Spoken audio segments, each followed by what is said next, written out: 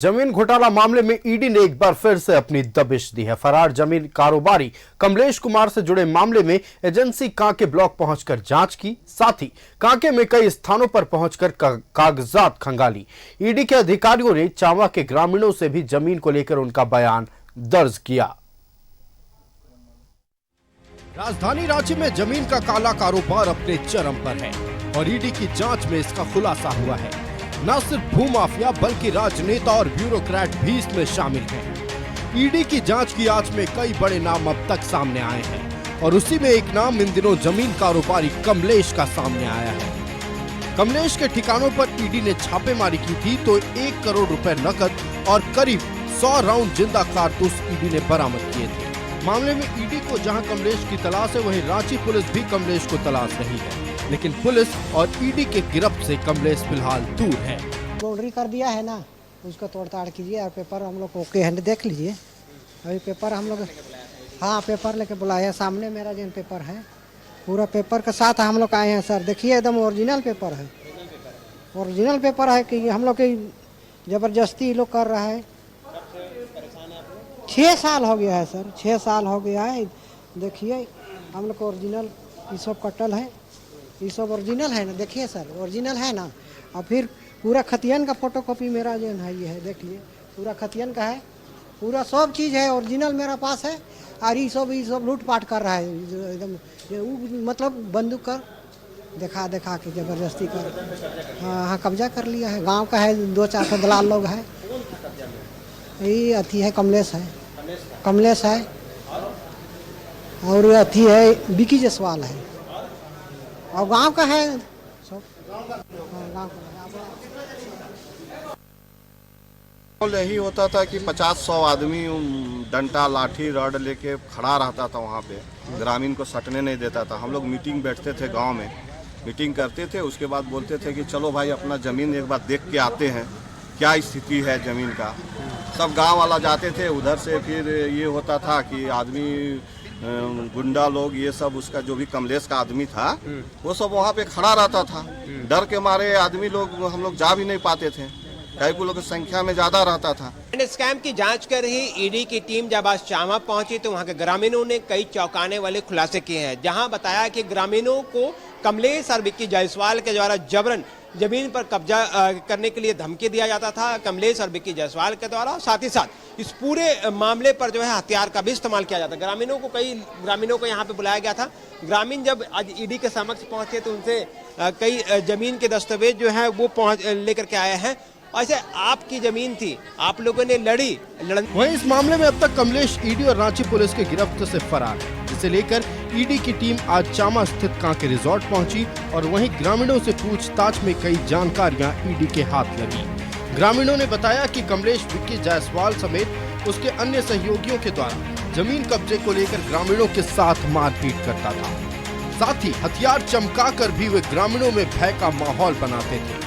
वहीं इस मामले को लेकर रांची पुलिस मौन हो जाती है। ग्रामीणों का आरोप है कि पुलिस की ओर से कार्रवाई न करने के कारण इस तरह के लोगों का मनोबल बढ़ा हुआ है। कमलेश कुमार, विक्की जायसवाल और बीके सिंह, ये तीनों के है सो सहयोग से दबंगई का कार्य हो रहा है। ये गुहार एक्चुअली सबसे पहले तो हम लोग है सो थाना गए थे। थाना में हम लोग को बोला गया कि ग्रुप में दिए थे आवेदन, तो ग्रुप में थाना में गए तो थाना वाला सुनने को तैयार नहीं। फिर बोला गया कि आप लोग इंडिविजुअल दीजिए आवेदन, तो इंडिविजुअल के हम लोग गए तो बोला कि इंडिविजुअल नहीं है, पूरा गोतिया लोग आइए साथ में।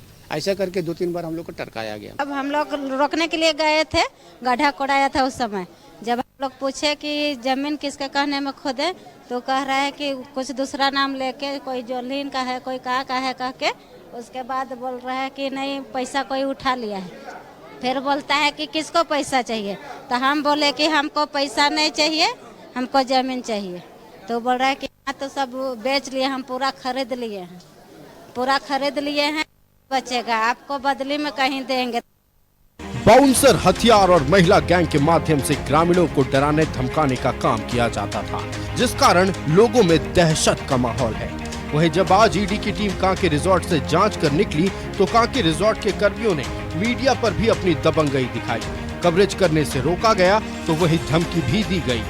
लेकिन सवाल ये है कि ईडी की ओर से रांची पुलिस को कमलेश की अवैध गतिविधियों से पुख्ता सबूत के साथ अवगत कराया गया तो पुलिस कमलेश को खोजने में नाकाम क्यों है? न्यूज़ 11 भारत के लिए रांची से मोहम्मद इमरान की रिपोर्ट।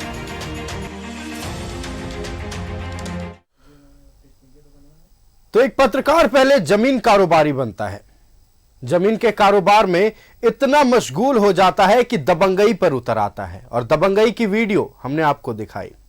आपने देखा कि कैसे ग्रामीणों के पास जाकर उनके जमीन को हड़पने को लेकर दबंगई दिखाई जाती है। रिपोर्ट देखकर आपने समझा, और ग्रामीणों ने भी बताया कि जब असली कागजात, मतलब जो जमीन के कागजात हैं, वो उपलब्ध होते हैं उनके पास, फिर भी कोई और आकर उनकी जमीन पर हक आजमाता है। लेकिन सवाल यह है कि इन सब के बावजूद पुलिस की ओर से कार्रवाई क्यों नहीं हुई? और हमारे संवाददाता इमरान हमारे साथ लाइव जुड़ रहे हैं। इमरान, आज फिर ईडी की दबिश देखने को मिली है। ईडी ने कमलेश को लेकर छानबीन शुरू की और चामा पहुंचे, और साथ ही काके अंचल कार्यालय भी गए। जो कुछ जानकारी हाथ लगी दर्शकों से आप साझा करें।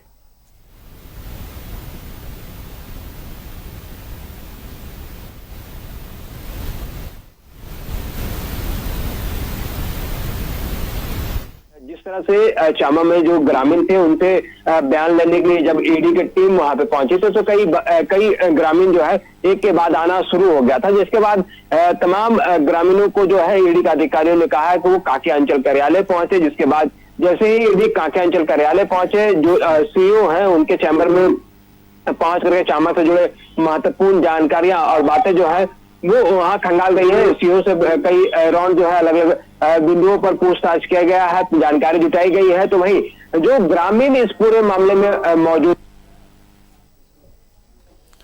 हमारा संपर्क हमारे संवाददाता इमरान से टूट गया है। हम उनसे एक बार फिर जुड़ने की कोशिश करेंगे, लेकिन तब तक के लिए आपको बता दें, आज पूरे दिन ईडी ने कमलेश के खिलाफ कार्रवाई की और चामा पहुंचकर कमलेश की करतूतों की जानकारी ली। हमने आपको रिपोर्ट में सुनाया कि ग्रामीणों का क्या कहना है। जमीन उनके, कागजात उनके, लेकिन हक कोई जाकर तीसरा आजमाता था। हाथ में पिस्टल लेकर यह शख्स कमलेश, जो पहले कभी पत्रकार हुआ करता था, फिर जमीन कारोबारी बना, और जमीन कारोबारी बनते बनते कब दबंग बन गया, शायद कमलेश को भी नहीं पता था। कमलेश के आवास पर ईडी की टीम छापेमारी करती है। छापेमारी में 1 करोड़ कैश और 100 राउंड कारतूस बरामद किया जाता है। अब सवाल पुलिस पर भी खड़े होते हैं कि आखिरकार जब कमलेश गिरफ्त से बाहर है तो क्या कार्रवाई हो रही है। दूसरी तरफ जिस करतूत की बात हम कर रहे थे, वो वीडियो हमने आपको दिखाया। आपने देखा कैसे दूसरे की जमीन पर पहुंचकर ये हक ऐसे आजमाते हैं जैसे इन्हें यह जमीन विरासत में मिली हो। जमीन के कागजातों के साथ ग्रामीण कार्यालय पहुंचते हैं और अपने दुख के बारे में तमाम जानकारी साझा करते हैं। आपने सुना, ग्रामीणों ने खुद अपनी जुबानी सुनाई अपनी कहानी कि कैसे कमलेश हथियार लेकर जाते हैं, बाउंसर्स लेकर जाते हैं और उनके जमीन को हथियाने की कोशिश करते हैं।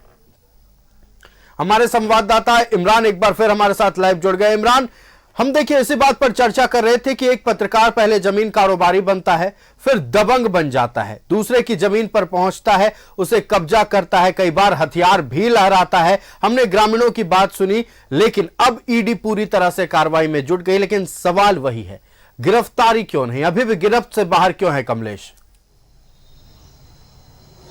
देखिए, कई महत्वपूर्ण पहलू है, बिंदु है जिन पर ईडी की टीम के द्वारा जो है वो जांच की जा रही है। जांच के क्रम में ये सारी चीजें स्पष्ट हो पाएगी। ईडी का अपना काम करने का तरीका होता है। सम्मन दिया गया है, एक के बाद एक 3 सम्मन दिए गए हैं। चौथा सम्मन जो है वो शुक्रवार को दिया गया है। शुक्रवार को देखना होगा कि ईडी के समक्ष कमलेश उपस्थित होता है या नहीं। लेकिन कमलेश एक चेहरा है, एक ऐसा चेहरा जो जमीन पर खड़े होकर के जमीन पर काम करता है, जमीन के लेकर के लाइजनिंग करता है और तोल मोल करके उस जमीन पर पूरे तरीके से प्लॉट तैयार किया जाता है। तो ऐसे में इस चेहरे के पीछे जो है कई लोग हैं, चाहे वो जिस तरह से ग्रामीण बता रहे हैं, जो ग्रामीणों ने जानकारी दी कि विक्की जायसवाल सहित कई लोग ऐसे हैं जो इस पूरे मामले को लेकर के सीधे सीधे जुड़े हुए हैं। और ऐसे परिस्थितियां क्रिएट की जाती है जिसमें जो वास्तविक जमीन मालिक है वो औने पौने दाम में जमीन को बेच करके वो पीछे हट जाता है। क्योंकि चामा और उसके आसपास की जो जमीन की जो कहानियां निकली है और जो जानकारियां मिली है जांच के दौरान में,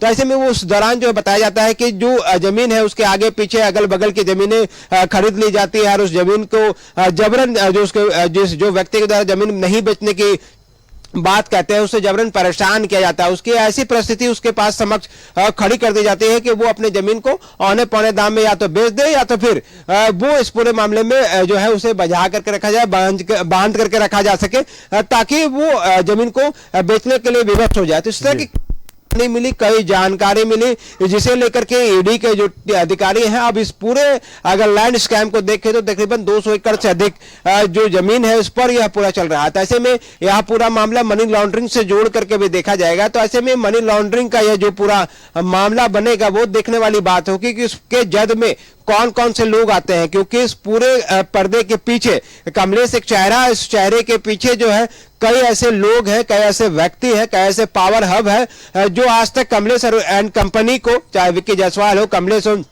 इन लोगों को प्रोटेक्ट करते लोग आए हैं। तो ऐसे में तब सवाल उठता है कि आखिर मनी लॉन्ड्रिंग का जब यह पूरा मामला दर्ज होगा, मनी लॉन्ड्रिंग के तहत जब पूरे मामले पर ईडी कार्रवाई करेगी तो किस तरह की कार्रवाई होगा, क्योंकि लैंड स्कैम का यह पूरा मामला है। पहले भी लैंड स्कैम से जुड़े मामले पर ईडी काम कर चुके हैं और कई लोगों को जेल के पीछे जाना पड़ा, सलाखों के पीछे जाना पड़ा है।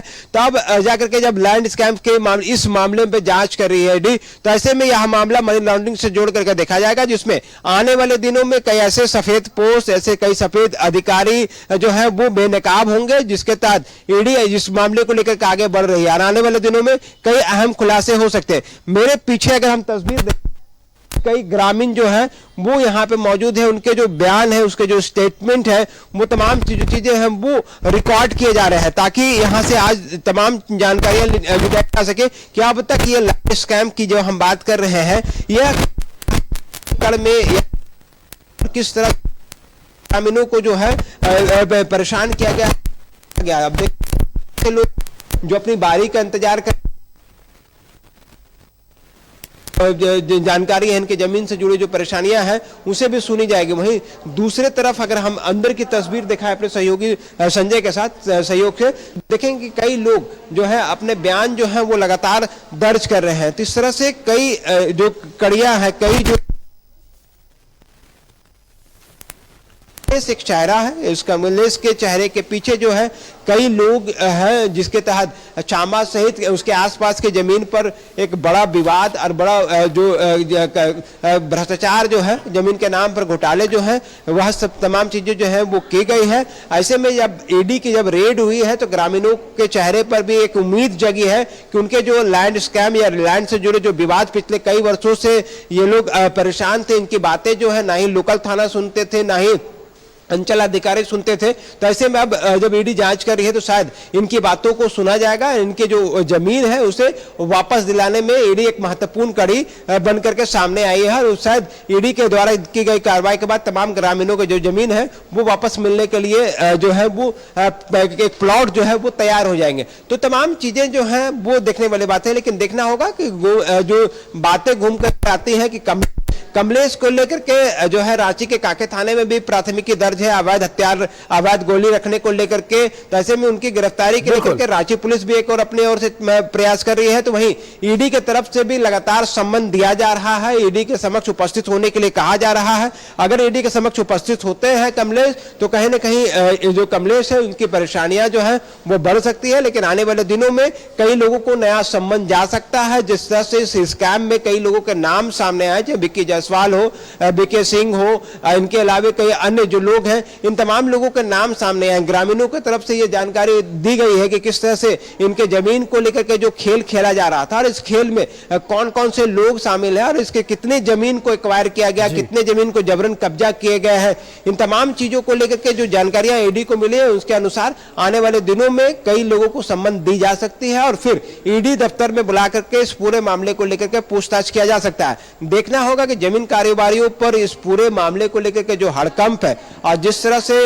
कार्रवाई चल रही है उसे साफ तौर से समझा जा सकता है। तो एक स्कैम जो पूरे देश को याद है, फॉर्डर स्कैम, उसकी भी जांच रांची से ही शुरू हुई थी और धीरे धीरे जैसे वक्त बीते कई लोगों के नाम, कई सफेद पोशों के नाम सामने आए। अब लग रहा है कि अब जो फ्रॉड स्कैम की यादें थी वो ओझल हो जाएंगी। अब सबको लैंड स्कैम याद रहेगा। इमरान, आपका हमारे साथ जुड़ने के लिए और तमाम जानकारी साझा करने के लिए बहुत बहुत धन्यवाद। लैंड स्कैम में जैसे जैसे जांच का दायरा बढ़ रहा है, नए नए चेहरे सामने आ रहे हैं और अब लग रहा है कि ये जब जांच पूरी तरह से जब खत्म होगा तो ना जाने कितने सफेद पोश, ना जाने कितने ब्यूरोक्रेट्स के नाम भी इसमें सामने आ सकते हैं।